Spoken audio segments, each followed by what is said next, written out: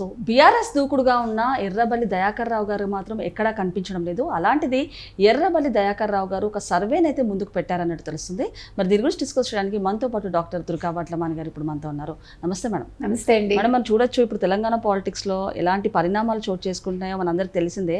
అలాంటిది బీఆర్ఎస్ ఎంత దూకుడుగా ఉన్నా కూడా ఎర్రబల్లి దయాకర్ రావు గారు ఎక్కడైతే కనిపించడం లేదు. కానీ ఇప్పుడు చూసుకుంటే కనుక ఎర్రబల్లి దయాకర్ రావు గారు ఒక సర్వేనైతే ముందుకు పెట్టినట్టు తెలుస్తుంది. ఏమంటారు మేడం, అసలు ఏంటి ఆ సర్వే? ఇప్పటి నుంచి ఎందుకంటే అసలు సర్వేలు ఇంకా 3 ఏళ్ళ పైనే ఉంది కదా, 3.5 ఏళ్ళు ఉన్నట్టుంది.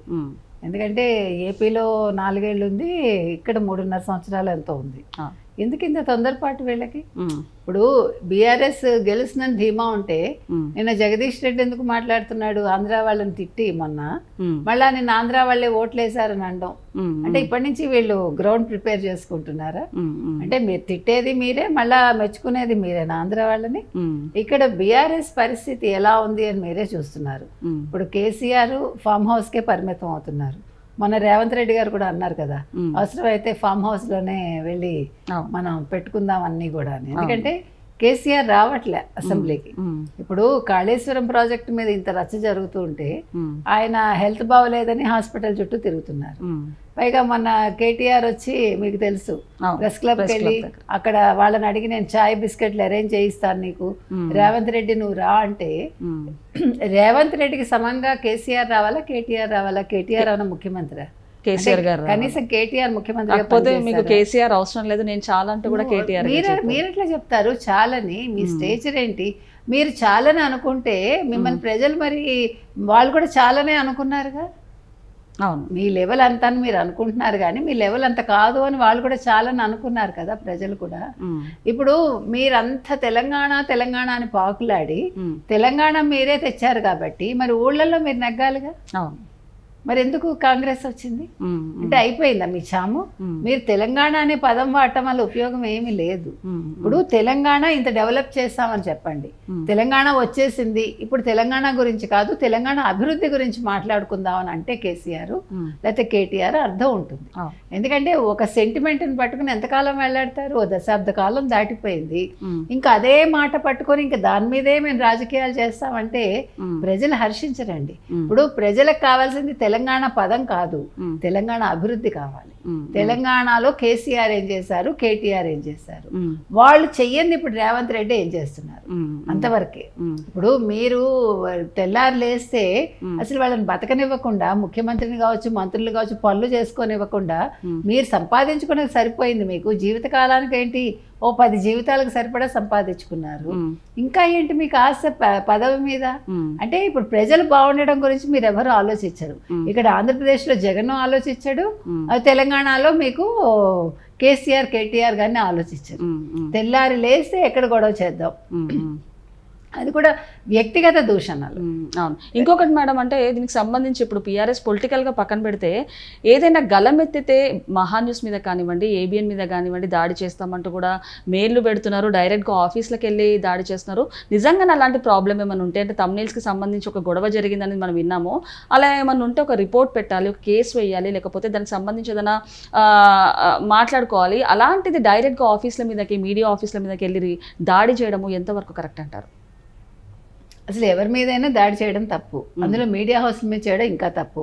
మీరు సమాధానం ఎలా ఇవ్వాలి? వాళ్ళు చేసింది తప్పు, వాళ్ళు మాట్లాడింది తప్పు, వాళ్ళు రాసింది తప్పు అని నిరూపించుకోండి. మీరు చేసిన విషయాలు బయట పెట్టుకోండి. అంటే ఎలా ఉండాలంటేనండి, మనం కోపంతో లేకపోతే వెళ్ళి అగ్రెసివ్గా వెళ్ళి వాళ్ళతో యుద్ధానికి దిగి వాళ్ళ ఆస్తులు ధ్వంసం చేసి, అది కాదు, తప్పు చేసిన వాడు చేస్తాడు. తప్పు చేయని వాడు ఎలా ఉండాలి? నిజంగా మీరు మంచి పని చేస్తుంటే, ప్రజలకి అన్ని మంచి చేశారు, అయినా ప్రజలు మిమ్మల్ని ఎన్నుకోలేదు. అక్కడ జగన్మోహన్ రెడ్డి చెప్తున్నాడు కదా, నేను 2 బట్టలు నొక్కాను, మిమ్మల్ని 2 బట్టలు నొక్కమన్నాను, మీకు డబ్బులు ఇచ్చాను, అయినా మీరు నాకు ఓటు వేయలేదు. డబ్బులు ఇచ్చానంటే మనకు తెలుసు 300 కోట్లు పంచాడు. అది ప్రజల సొమ్ము, ప్రజలు తీసుకున్నారు, వాళ్ళు ఎవరికి ఓటు వేయాలనుకున్నారో వాళ్ళకి వేశారు.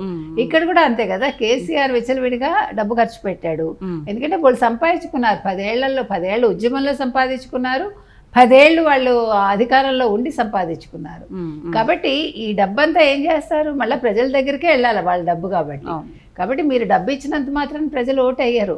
మీరు ఒక కుటుంబ పాలన చేసుకుని లక్షల కోట్లు సంపాదించుకుని ఒక కాళేశ్వరంలో కావచ్చు, కవిత లాంటి వాళ్ళు అసలు లిక్కర్ స్కామ్ చేస్తే ఎవరు హర్షించలేదు.